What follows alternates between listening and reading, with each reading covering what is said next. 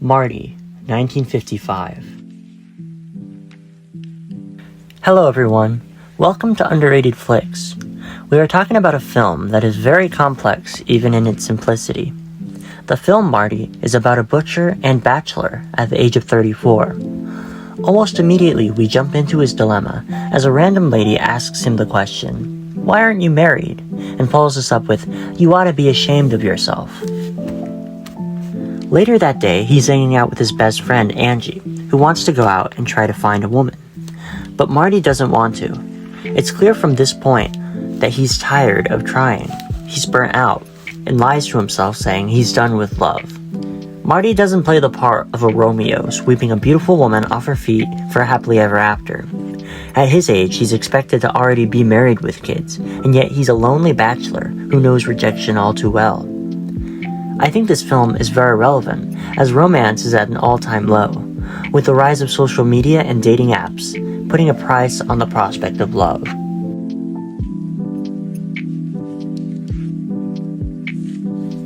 Later, we see Marty's mother, nephew, and his new spouse having lunch, and we get a good representation that marriage isn't everything. As they both seem unsatisfied with each other, the wife claiming everything was going wrong due to the mother-in-law.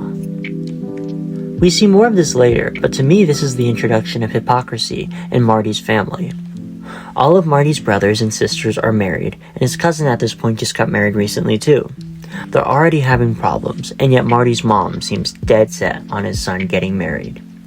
When Marty gets home, he calls a woman Angie suggested earlier. This is a woman Angie and him met a month before. He asks her and her friend out, and he's soon rejected. This is a tired man.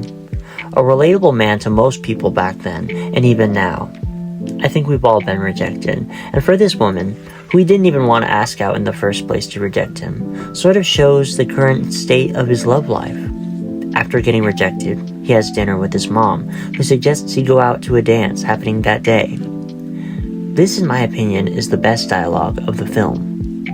Ma, when are you gonna give up? You got a bachelor on your hands. 'Cause I ain't never gonna get married. You're gonna get married. Ma, sooner or later, there comes a point in a man's life when he's gotta face some facts. And one fact I gotta face is that whatever it is that women like, I ain't got it. I chased after enough girls in my life. I went to enough dances. I got hurt enough. I don't want to get hurt no more. I just called up a girl this afternoon. I got a real brush off, boy. I figured I was past the point of being hurt, but that hurt. Some stupid woman who I didn't even want to call up. She gave me the brush. No, Ma, I don't want to go to Stardust Ballroom because all that ever happened to me there was girls made me feel like I was a bug. I got feelings, you know. I had enough pain. No thanks, Ma. You're gonna die without a son. No, I'll die without a son. Oh, Marty, put on the blue suit, huh? Blue suit, gray suit. I'm just a fat little man, a fat, ugly man. You're not ugly. I'm ugly, I'm ugly, I'm ugly. Marty. Ma, leave me alone! Ma, what do you want from me? What do you want from me? I'm miserable enough as it is. All right, so I'll go to the Stardust Ballroom. I'll put on a blue suit and I'll go. And you know what I'm gonna get for my trouble? Heartache. A big night of heartache. The scene is also very telling of his character. This is the first time we see raw emotion in Marty. A few times before he's complained about it passionately, but this time he truly confides himself. It's a bittersweet moment, as there isn't anything Marty's mom can say or do to change his mind. He eventually decides to go to the dance. We see him get rejected, as he expected, which I suppose portrays that this day shouldn't be any different than the other days. An opportunity arises for Marty when a stranger offers him $5 to walk his date home, as this stranger saw an old friend, a younger and more attractive woman. This is the first time we hear the term dog used in this film, which becomes more prominent as it progresses. In this context, a dog is an older or more unattractive woman. Marty declines this, telling the man he can't just walk out on a date. Later, he sees someone else take this offer. The woman rejects both men and leaves crying. Marty follows, soon becoming a shoulder to cry on, showing another soft side to Marty. They have a conversation while dancing, where Marty hits us with this wisdom. I've begun to cry a lot lately. I cry a lot too. I'm a big crier. This is something very recent with me, this bursting into slightest thing. Well, I cry all the time, any little thing. All my brothers-in-law, they're always telling me what a good-hearted guy I am. You don't get to be good-hearted by accident. You get kicked around long enough, you get to be a real professor of pain. I know exactly how you feel. They leave the dance later, alone together at last. Marty confides a lot to her, at one point asking her about his current dilemma, if he should buy the butcher shop off his boss. She agrees, telling him that she believes in him. In return later on their date, Clara explains her dilemma of moving, getting her own place, and becoming a leader to a group. She gives her excuses, and Marty reassures her just as she reassured him. I feel like this is a very sweet scene, as they both seemed to enable and push each other to take a leap of faith. Moreover, in the short time that they've known each other, they've already made each other better. Marty invites her over. He says to pick up cash, but later changes that reason. They have a sort of awkward interaction in his home. Marty gives a very desperate impulse, attempting to kiss Clara, which she didn't know how to respond with. We get a very humiliating scene where Marty feels sorry for himself, and though I feel most women, especially today, would consider this an ick for a man to throw a fit after rejection, Clara comforts him and reassures her that she's interested, and that she'd like to see him again. They share a kiss, and Marty's mom arrives home. Marty introduces Clara to her, excitedly, and they have a very interesting interaction. A subplot going on during this film is that of Marty's mother persuading and comforting her sister in this new change of moving in with her. Marty's aunt is a pessimistic and bitter, while Marty's mother shows the side of reason and positivity. Though when Marty's mom gets home, she starts saying similar negative things to Marty. We get a very interesting conversation between Marty's mother and Clara. Marty's mother, though speaking of her sister's recent events, also seems to be speaking for herself. She explains that there isn't much to a mother's life but her children, and it's a cruel thing for a son to have no place for her mother in his home. Clara responds, "I don't think a mother should depend so much upon her children for her rewards in life."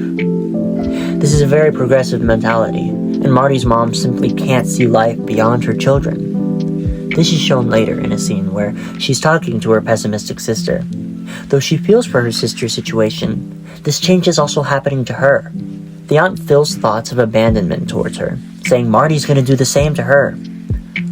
Marty's mom, who yesterday begged him to go to a dance to find a woman, now seems to have a 180 for the sake of self-preservation. During church, Marty's mom spouts disapproval towards this woman, and Marty casually says, "I probably won't see her again anyways." You could tell by the look on his mother's face that she does feel bad. She might even regret it and feel guilty, but she doesn't say anything. Marty goes to a bar to find his friend Angie, who's pissed off at him, saying a bunch of negative nothings, ending with, "She's a dog, you're better than her." With the disapproval of his mother and best friend, he decides not to call her, as he promised earlier. We're left with 2 scenes left before the film ends, one being of Clara watching a film with her parents, silently crying to herself.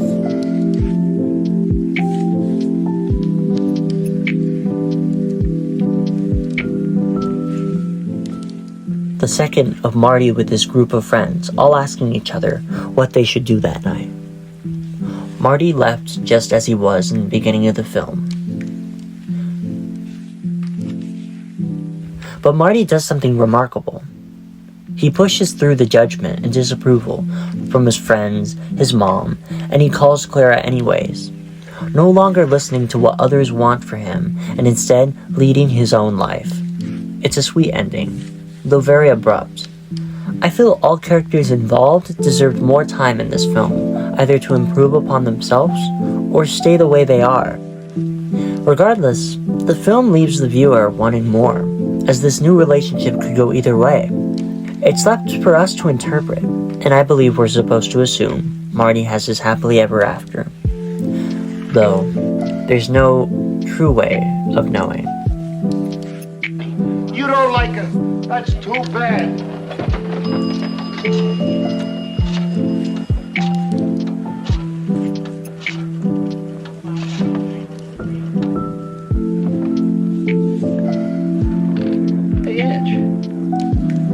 get married. You ought to be ashamed of yourself. You're 33 years old, all your kid brothers are married. You ought to be ashamed of yourself.